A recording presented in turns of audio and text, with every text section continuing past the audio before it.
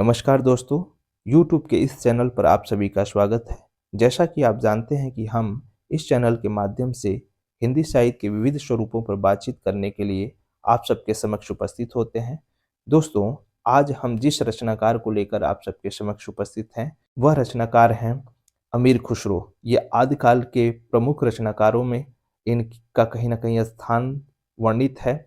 आइए आज हम अमीर खुसरो से संबंधित कुछ बिंदुओं को देखते हैं जो परीक्षा की दृष्टि से अत्यंत महत्वपूर्ण दिखाई पड़ते हैं। अमीर खुसरो, इनका समय 1253 से लेकर 1325 ईस्वी निर्धारित किया गया है।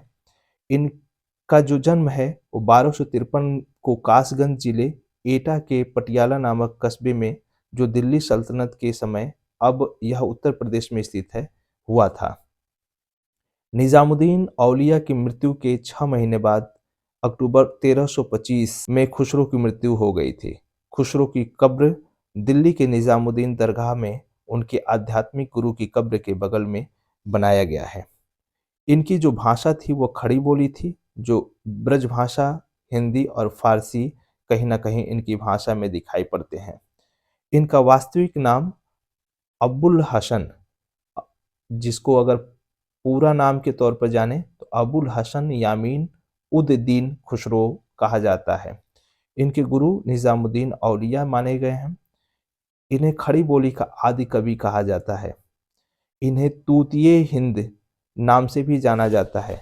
खुसरो को कभी कभी भारत की आवाज़ या भारत का तोता, तूतिए हिंद कहा जाता है। इन्होंने आदिकालीन हिंदी को हिंदवी कहा है। बहुत महत्वपूर्ण है। आदिकालीन जो हिंदी है उसको हिंदवी कहते हैं।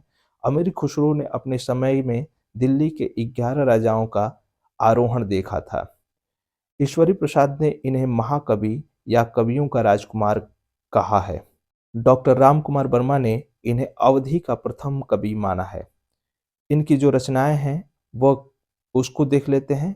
इनके द्वारा रचित कुल 100 ग्रंथ माने गए हैं, जिनमें से कुछ प्रमुख हैं। पहली रचना इनकी खालिक बारी, यह अरबी, फारसी व हिंदी भाषाओं का शब्दकोश माना गया है। इनकी दूसरी रचना पहेलियाँ, इन दोनों रचनाओं में उक्त वैचित्र की प्रधानता है।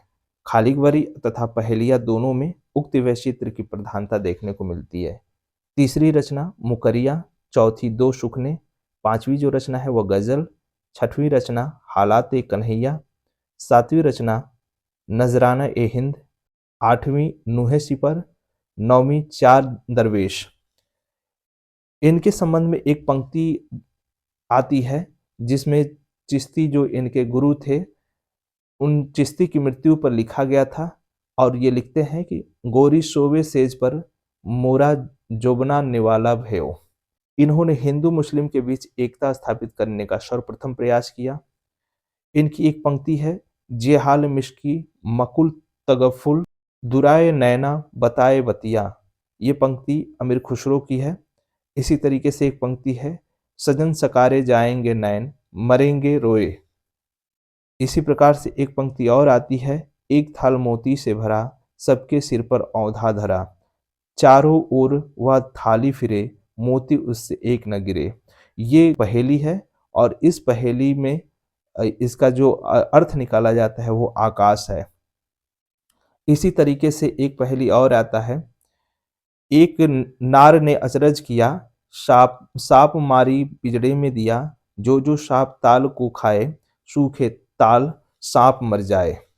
और इसका जो अर्थ लगाया जाता है वो है दिया बाती, यानी जो दीपक होता है, जो उसमें बत्ती होता है, वो दिया और बाती को माना गया है। इसी तरीके से एक पंक्ति आती है, अर्थ तो इसका बूझेगा मुंह देखो तो सूझेगा, और इसका जो अर्थ है वो है दर्पण।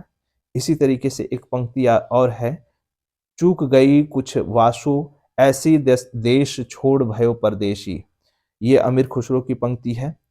इसी तरीके से एक पंक्ति ये भी है, एम नार पिया को भानी तब बाको सगराज्यो पानी।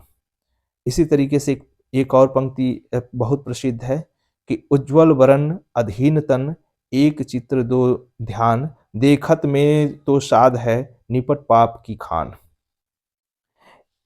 इसी तरीके से एक पंक्ति जो अभी अभी हम ऊपर भी पढ़े थे कि मोरा जुबना निवाला भयो है गुड़ाल, कैसे गर्दिन देनी कस गोरी माल, सुनी सेज इस वन लागे, विरहा अगिन मोही डस उस जागे।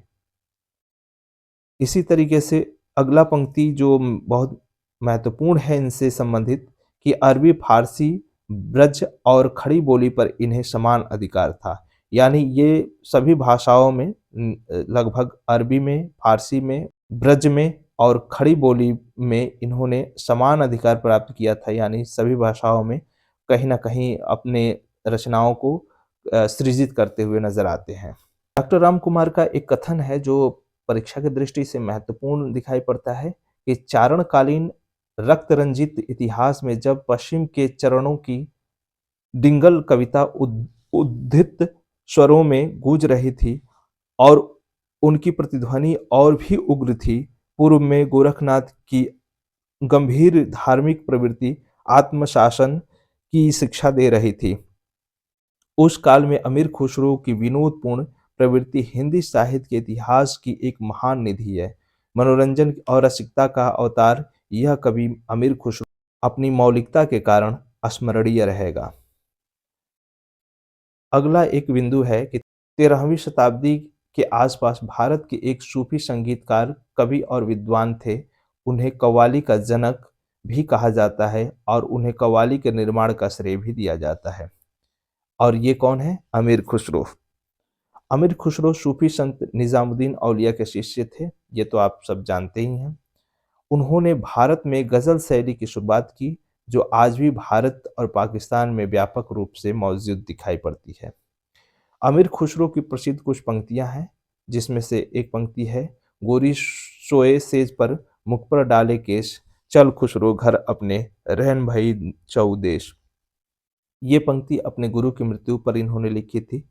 इसी तरीके से जिहाल ए मिस्की मुकुल तंगाफुल दुराए नैना बनाए बतिया। इसी तरीके से छाप तिलक सब छीनी रे तो से नैना मिला के। ये सब पंक्तियां अमीर खुसरो द्वारा ही रचित हैं।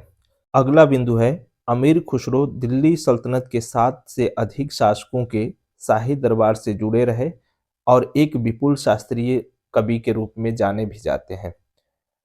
अगला बिंदु, इनकी पहेलियां आज हिंदवी कविता के सबसे लोकप्रिय रूपों में एक है। यह एक ऐसी शैली है जिसमें द्व्यर्थी या शब्द क्रीड़ा शामिल होते हैं।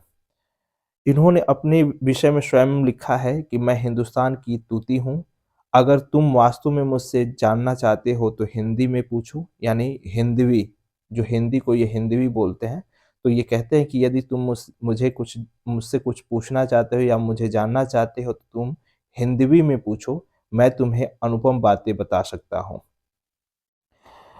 इसी तरीके से एक और कोटेशन है कि अमीर खुसरो एक महान सूफी संत थे और ये फारसी व हिंदी भाषा के जानकार भी थे। लेखक, साहित्यकार, निष्ठावान राजनीतिज्ञ, बहुभाषी भाषाविद, इतिहासकार, संगीत शास्त्री, गीतकार, संगीतकार, नायक, नर्तक, वादक, कोशकार, दार्शनिक, विदूषक, वैद्य, खगोल शास्त्री, ज्योतिष आदि रूपों में इनकी प्रसिद्धि विद्यमान है।